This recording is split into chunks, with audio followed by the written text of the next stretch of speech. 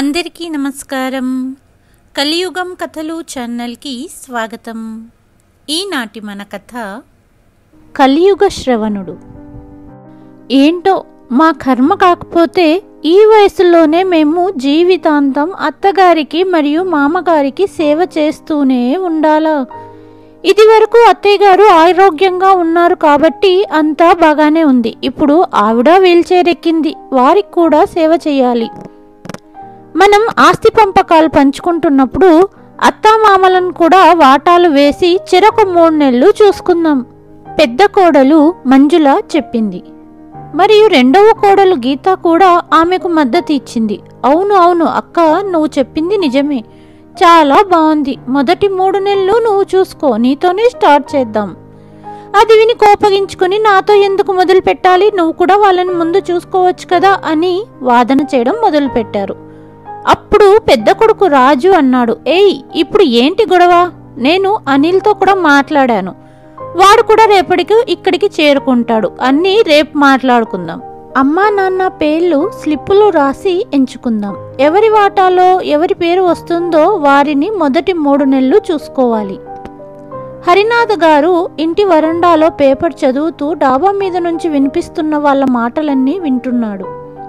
హరినాథ్ గారు లోపలికి వచ్చి, ఒకప్పుడు ఇదే నీ కొడుకులు తమ చిన్నతనంలో తమ తల్లితో ఎవరు పడుకుంటారా అని స్లిప్లు వేసుకునేవారు. ఇప్పుడు అదే మన కొడుకులు మన పేరు మీద చీటీ వేస్తారట. ఎవరి భాగానికి మన పేరు వస్తుందో 3 నెలల కింద మనల్ని వాటా వేసుకుంటున్నారు. ఇప్పటి వరకు ఆస్తులు పెంచడం అనే మాటే ఉండేది, కానీ ఇప్పుడు తల్లిదండ్రులు కూడా భారమయ్యారు. అందుకే తల్లిదండ్రులను కూడా విభజించే స్థాయికి వచ్చారు. ఈ రోజు కోసమేనా వీళ్లను కన్నది?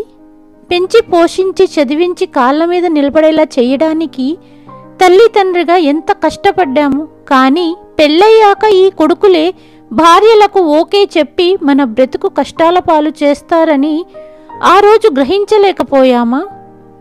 తన భర్త హరినాథ్ గారి మాటలు విన్న రమాగారు, నేను కూడా చాలా ఆందోళన చెందుతున్నాను, కానీ మన సొంతం అనుకున్న పిల్లలే అలా ఉన్నప్పుడు ఏమి చేయగలం? దేవుడు అన్నీ చూసుకుంటాడని గుర్తించుకోండి. అనవసరంగా చింతించకండి. నేను ఇప్పటికే అనారోగ్యంతో ఉన్నాను, ఇప్పుడు మీకు ఏదైనా జరిగితే ఎవరు చూసుకుంటారు? దేవుడు మన విధిలో ఇంకా ఏం రాశాడో ఇలా చెప్పుకుంటూ బాధాతప్త హృదయంతో వెళ్ళి నిద్రపోయింది. నిజం చెప్పాలంటే ఈ పరిస్థితికి ఆవిడ కూడా చాలా బాధగా ఉంది. కానీ భర్త ముందు తన కన్నీళ్లను దాచిపెట్టింది. తన పాత రోజులను గుర్తు చేసుకుంటూ, అభినందనలు వదిన, 3వసారి మీకు కొడుకు మరియు కూతురు పుట్టారు. ఇప్పుడు మీ ఇంట్లో సంపదకు కొరత ఉండదు. 3 కొడుకులు, అమ్మను నాన్నను మేమే చూసుకుంటామని పోట్లాడే రోజులు వస్తాయి అన్నది ఆడపడుచు. 27 సంవత్సరాల క్రితం ఆ రోజు తన ఆడపడుచు చెప్పిన మాటలు గుర్తు వచ్చి బాధపడింది రమ. హరినాథ్ మరియు రమాగారి దంపతులకు 3 కుమారులు మరియు 1 కుమార్తె. వారి 2 కుమారులు రాజు మరియు నీరజ్, అలాగే వారి పెద్ద కోడలు మంజుల మరియు చిన్న కోడలు గీత. హరినాథ్ గారికి కట్టెల వ్యాపారం ఉండేది. తన బిజినెస్లో బాగానే సంపాదించాడు. కొంత వయసు వచ్చాక చదువులో వెనుకబడిన మొదటి 2 కుమారులు తమ తండ్రి వ్యాపారాన్ని నిర్వహిస్తున్నారు.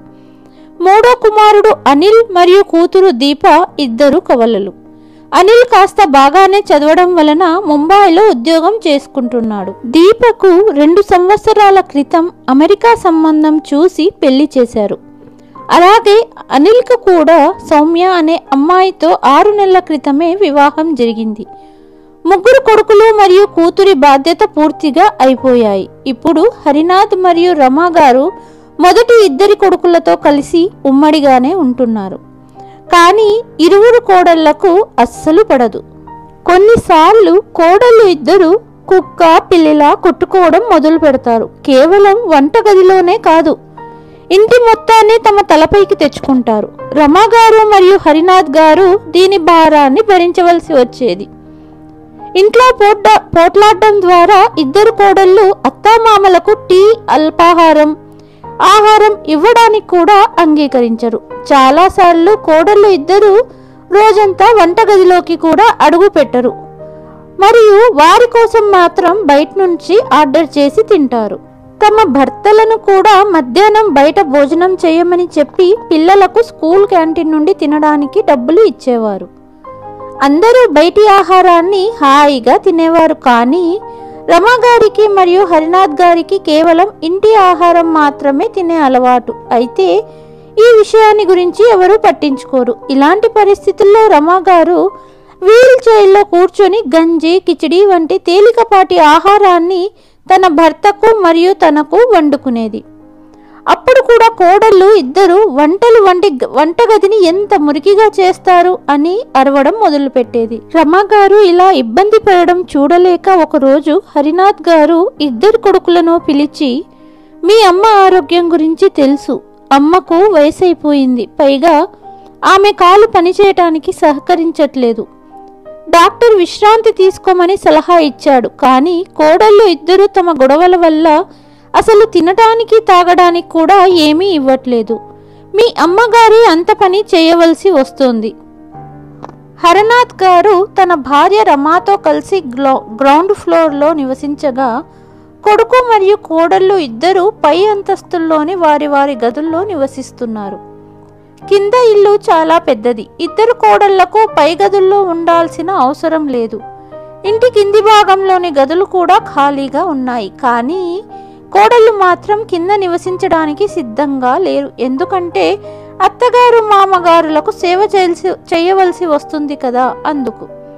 అంతేకాదు, కింద రూమ్లో ఉంటే స్వేచ్ఛను కోల్పోతారు మరియు ఎవరు తమ స్వేచ్ఛను పోగొట్టుకునో తలుచుకోలేదు. ఇద్దరూ బయటికి వెళ్ళి తినడానికే ఇష్టపడతారు. అందుకే వారు తరచుగా ఆహారం వండరు.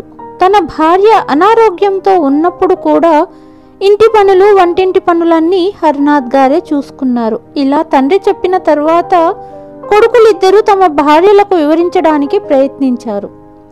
మొదట ఈ విషయం అర్థం చేసుకోవడానికి ఇద్దరూ సిద్ధంగా లేరు. కానీ 2-3 రోజుల తర్వాత బయట తిండి తినడం వల్ల ఇరువురు పిల్లలు అస్వస్థతకు గురి కావడం ఇద్దరు కోడళ్ళు ఇంటి పనులు పంచుకున్నారు.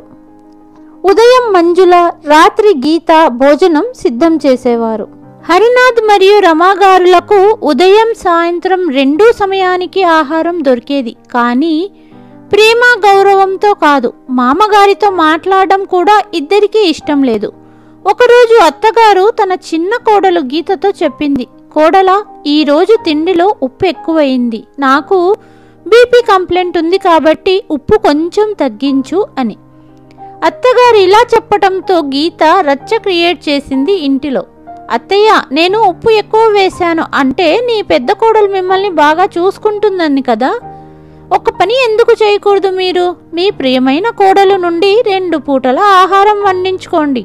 వంటగదికి వచ్చి చూడండి ఎంత వేడిగా ఉందో. ముందుగా నేను ఇంత వేడిలో వంట చేస్తున్నాను, పైగా మీరు తండోపతండాలుగా మాటలు విసురుతున్నారు అని వెళ్ళిపోయింది.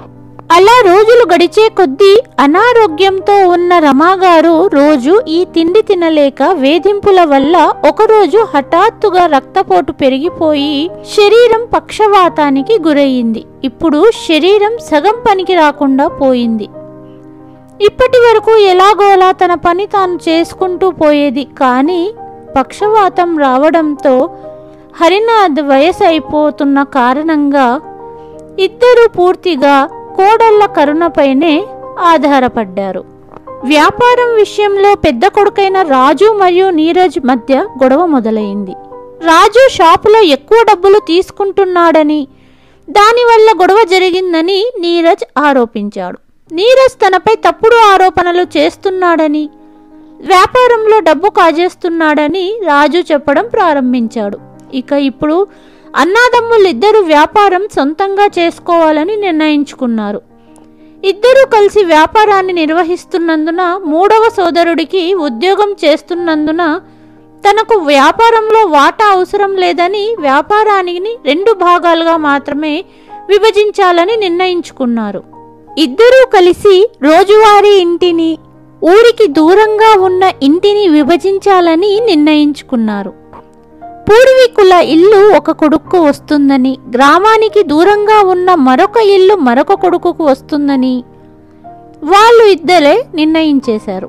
3వ సోదరుడు అనిల్ తన సొంత ఇంటిని ముంబైలో నిర్మించుకున్నాడు. అందువల్ల అతనికి ఇల్లు అవసరం లేదు. అయితే గ్రామ భూమికి సంబంధించి దానిని 3 భాగాలుగా విభజించాలని, దానిని ముగ్గురికి సమానంగా పంచాలని అనుకున్నారు. మరి కూతురు విషయమై అసలు ఏమీ మాట్లాడలేదు. అలా ఆస్తి విడిపోవడంతో కోడళ్ళిద్దరూ చాలా సంతోషంగా ఉన్నారు. చాలా కాలంగా నేను చెబుతూనే ఉన్నాను వీళ్ళ నుండి విడిపోవాలని, కానీ మీరు ఒప్పుకోలేదు అని తన భర్త రాజుతో చెప్పింది పెద్ద కోడలు. ఇంకొక వైపు చూసారా ఈరోజు మీ అన్నయ్య ఎలా దూషించాడో. అతను ప్రతి నెలా దుకాణం నుండి ఎక్కువ డబ్బు తీసుకునేవాడు. అయితే మీరు అతని నుండి ఖాతా అడగలేదు, ఖాతా అడగడం మర్చిపోయారు. అతను మిమ్మల్ని ఇప్పుడు ఆ ఖాతాలకు బాధ్యులని నిందిస్తున్నారు. ఈ భార్యాభర్తలిద్దరూ నెంబర్ 1 దొంగలు అని ముందే చెప్పాను అని రెండవ కోడలు నీరజ్తో చెప్పింది. హరినాథ్ గారు మరియు రమా గారు అన్నీ గమనిస్తూ చూస్తూ కూర్చున్నారు.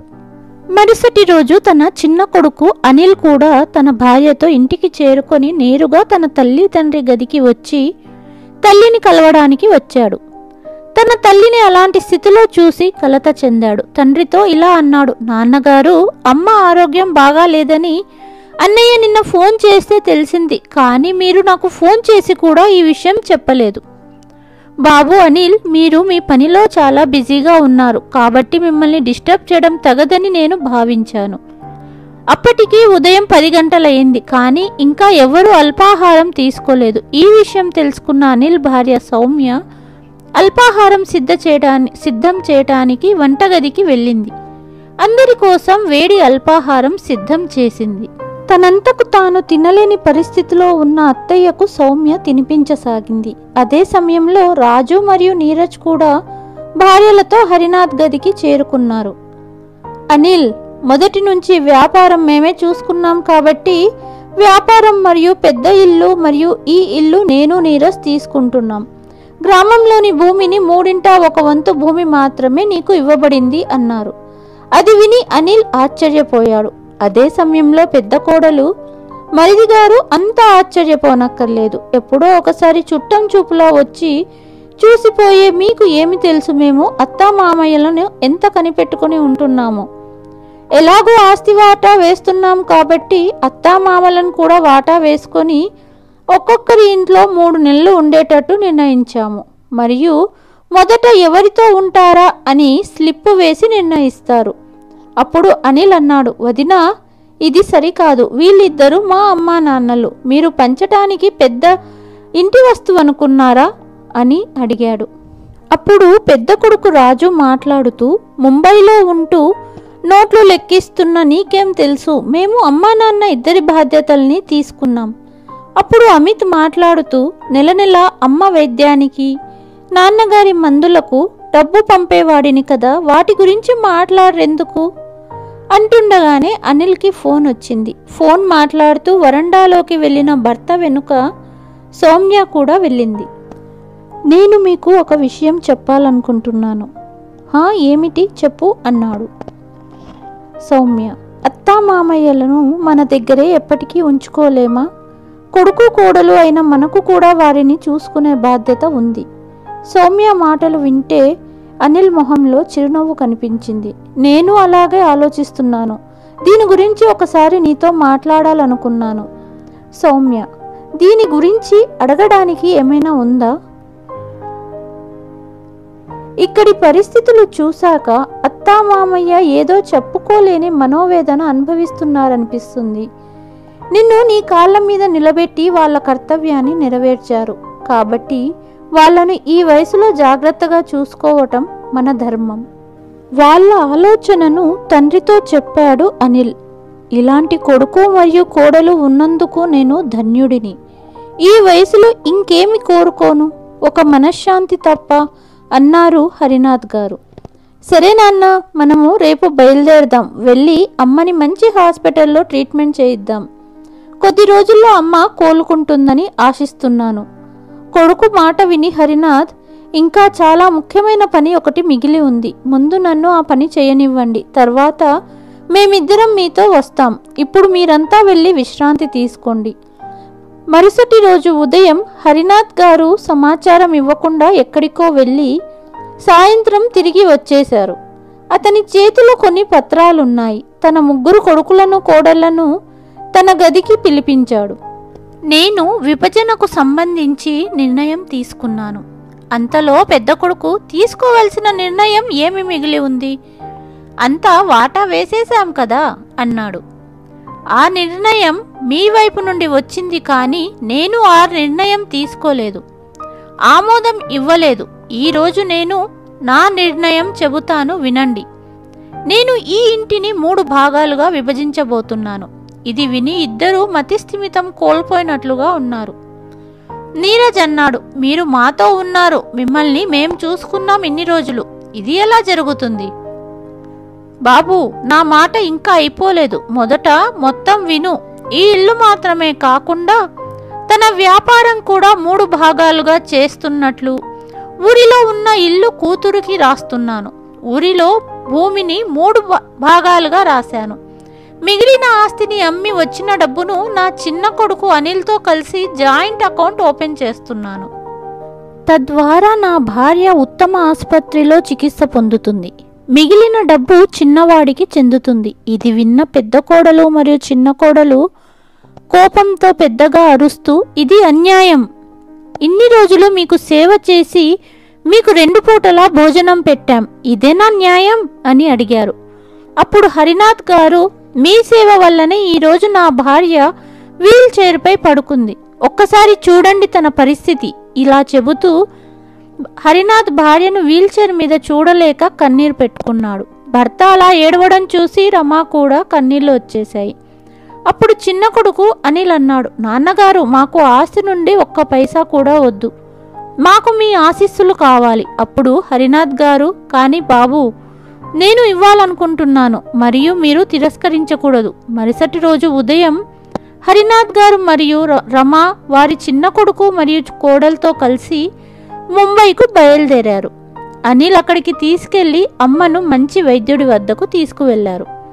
డాక్టర్ ప్రత్యేక ఆహారంతో పాటు కొన్ని మందులు కూడా రాశారు. అలాగే అవసరమైన వ్యాయామం కూడా చెప్పారు.